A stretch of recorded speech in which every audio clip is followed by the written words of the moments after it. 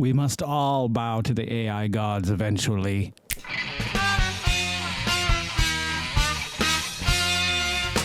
Greetings and welcome back to another AI-tastic episode of the Vodkast. I'm your host, as always, Geycen Oliver. With us today is Beta Photoshop AI. We've done this before. If you want to go back and check out that video, it's somewhere over there. I don't know. It's confusing with sharing a screen and also filming. What I thought would be fun to do today that I haven't done before is take a picture of my art that I've created, something I've drawn, illustrated, inked, colored, and then see where we can take it from there. We've taken, regular photos, and it does a pretty good job at assuming things, as you can see in that last video I shared. Now I want to see what I can do with art. And I think what we're going to start with right out the bat is we're just going to give ourselves a little bit more playing room, because this was done as a 8.5 by 11 print, and let's just say we want it a little bigger. Let's find out what's going on the farm. I don't know what's happening over here. What's happening over here? What's happening up here? God only knows.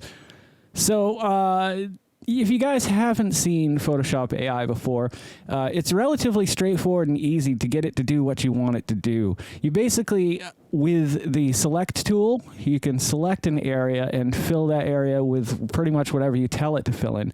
I'm going to select the opposite area, the negative space, and we're just going to give it a shot and let it fill whatever it decides to fill. While it's doing that, if you guys would consider subscribing, that would be super fantastic. I'm on the road to 1,000. I'd really like to get there before the end of the year.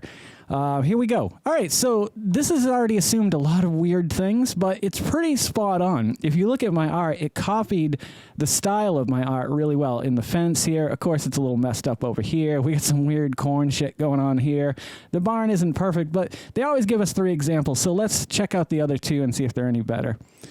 Okay, that's interesting. It seemed to add some kind of weird alien mountain here, some weird, strange alien eggs down the bottom, and it just decided to add a house and some other factories in the background. Third one? Okay, still not great. First one is probably the best out of all of them, just because the chaos down below isn't so nuts, although I don't like what it did down here. So we're going to generate 3 more, and we'll go from there. That's the nice thing about this, is just on the fly editing. You can just say, nope, I don't like that, I don't like that. And if I wanted to, I could tell it what I wanted to fill in. So if we get to the point where I just don't like what's happening, then we can just, maybe figure it out ourselves. Crap, that looks like a post-chaotic madness, scene of madness. Like, this is a sign saying, globulus this way, which is, of course, Boston, after the aliens come down and take over. Let's look at the last one. Okay, not completely satisfied with this. Let's try it one more time. If not, I can load a file of one that I did manage to get that I thought was pretty good, spot on, and impressed me a lot. Now we just wait for Photoshop. There we go. Okay, I don't know what this giant sand thing is. It seems to just want to add... Okay. Not loving this.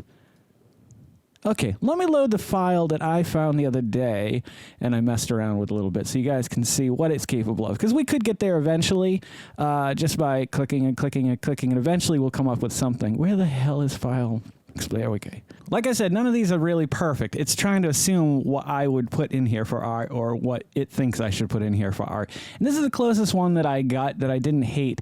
It added some kind of weird castle, which makes no sense, but it looks like it's a part of this barn, which I found really impressive. What I don't like is, like, down here. So the nice thing about Photoshop AI is if there's little things that you don't like, you can kind of come in and just, change them. And once again, I'm just going to allow this to assume, but we could... If we really wanted to put in, a pile of rocks, we could put in, and that's what we're going to get onto on step 2. But I just want to get us with a nice base to start with, and I think that's pretty good. We'll look at the other 2 just to be sure. Okay, I like the third one. So as you can see, Photoshop right there just managed to do something that, would have taken me, if I wanted to redraw this, or if I wanted to expand it, it would take me hours of drawing and hand drawing and adding and coloring and inking and then matching it up with the original, and it would be a real pain in the ass. So if you're an artist who's lazy sometimes, you can do something like this, and I don't think it's really cheating at all, because these are things, the fence itself is perfectly as I would have just extended it if I was going to go in and hand draw it anyway. So I think it's practical. Now, what does this photo need? There's a big space over here. And I think this guy is lonely. I think he's been traveling the roads, he's been trying to find a friend, find another person alive. He's the happy hunter. He is the last human on planet Earth that he knows of. So let's give him a mutant dog for a friend. And as we have seen in the past, it has produced quite a few things that are weird. With art, I think it's going to be different because with a photo, it's easy to just throw a dog in that's a dog. You know, a dog looks like a dog. It's got fur and stuff like that. But when you're trying to copy an art style, what's it going to do? Here's what it does. I actually kind of like that first one. Now, mind you, I would never do this. I would never go out of my way to, you know, sell a print that was AI generated. I don't even think that's legal. But this little guy is doing something for me. He does look kind of like a creation that would come out of my mind. So we're going to keep him for the time being. What else do we need here? I mean, it doesn't seem right that the dog isn't wearing a top hat. So let's see if we can draw a nice little top hat for him. Here we go. Come up here. Maybe something like this. Come down. And there we go. Now we're just going to tell it to throw a top hat in here.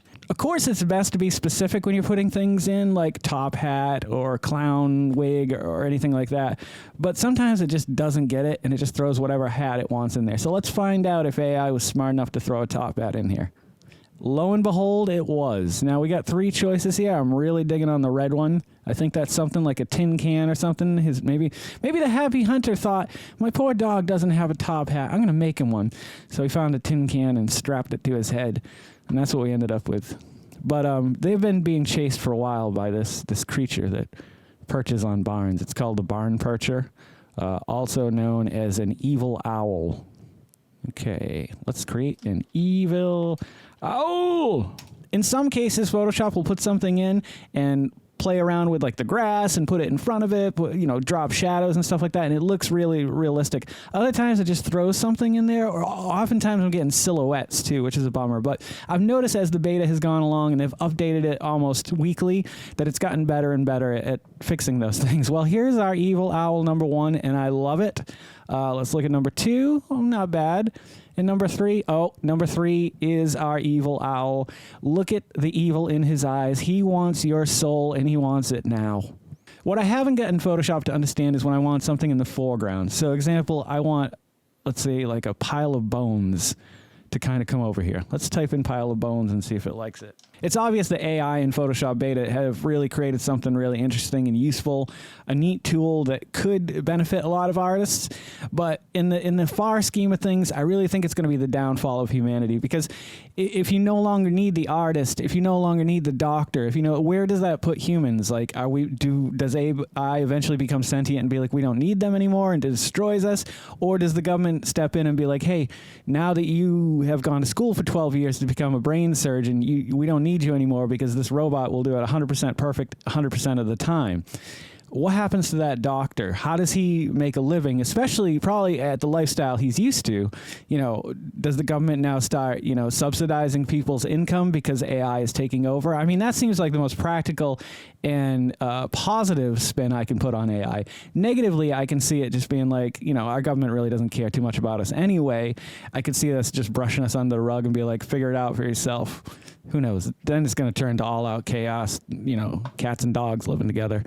Okay, that is not a pile of bones. That is a skull with a few femurs. I want a pile of bones.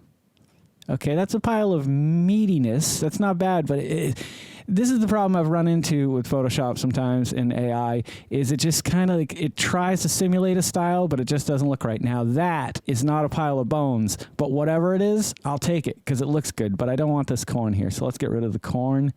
And this frog is suddenly turned into some strange mutant creature. I just want to clean up that area a little bit, so let's see what we got. Okay, still a little bit of chaos. Not bad. A little bit of blood in the background. I dig it. But we're going to ultimately go with that one. I like that a little bit better than the original. Now, of course, there's got to be some kind of silhouetted winged creature out here. And I don't know how accurate you really need to draw any of this stuff. I've seen people do other videos, and it really isn't, anything spectacular. You could put a blob, a square. You could do whatever you wanted. But we're going to put a winged silhouette. I always have a problem typing that word. In my mind, I know how to spell it, but whenever I try to type it, my fingers get dumb, real dumb. Let's take a look and see what we got. All right, that's not bad. That's kind of what I was looking for. Any of these would work. That looks a little bit sharper, a little bit better, and I'm digging that one. That looks like something that's coming for him there. But these are the wonders of AI, just the things that you can add. Maybe there's a dog bowl here. I don't know.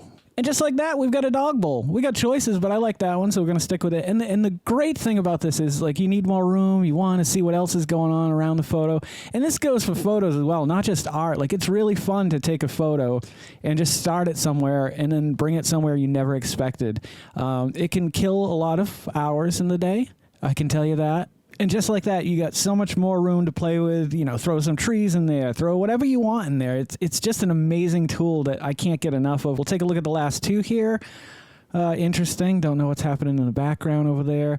Also, I will stick with the first one. We're going to save this one. And I suppose that's where we'll leave it for today. I just want to show you guys that Photoshop AI isn't just for photos. Like, you can take other things like art or whatever imagery you want in there and really kind of play with it. It's great for just like making thumbnails for YouTube is a wonderful way of just, creating a thumbnail, changing stuff about your elements about yourself. I often take, I'll do these photo shoots with myself, and I'll be able to use those photos for the next, 20 or 30 videos so that I don't have to every day set up a camera and take pictures of myself. And now it's allowing me to change my clothes, change my hair, change my tattoos, and it makes my life a lot easier. So I really hope AI goes the way I hope it goes, and it's a fun and useful tool, and it doesn't take over the planet too soon, or at least in my kid's lifetime. Anywho, if you guys love watching these videos as much as I'm loving creating these videos, you should consider liking, commenting, subscribing, sharing, and then hit that little bell icon, because it'll let you know every time I put out a new video. Don't forget to make somebody smile today and make yourself a better person tomorrow than you were today. Tomorrow. Let's make the world spin a little bit happier and wackier together. Let's sing and dance in the sun and in the rain. Oh, yeah, you feel it coming, don't you? As one, my brothers and sisters. Live life to the fullest and love every moment of it, because you just never know when that last moment's going to come for you. However, never live in fear of that moment. Always live in love and never let your inner child die. Take care of yourselves, take care of one another, and take care of those around you who cannot take care of themselves, for they are the ones that need it the most. And if no one has told you today that they love you, the Vodcast loves you very much just the way you are. All right, guys, I'm Geycen Oliveira. This is the Vodcast, and I'll catch you guys a little bit further on down the road. Take care, everybody.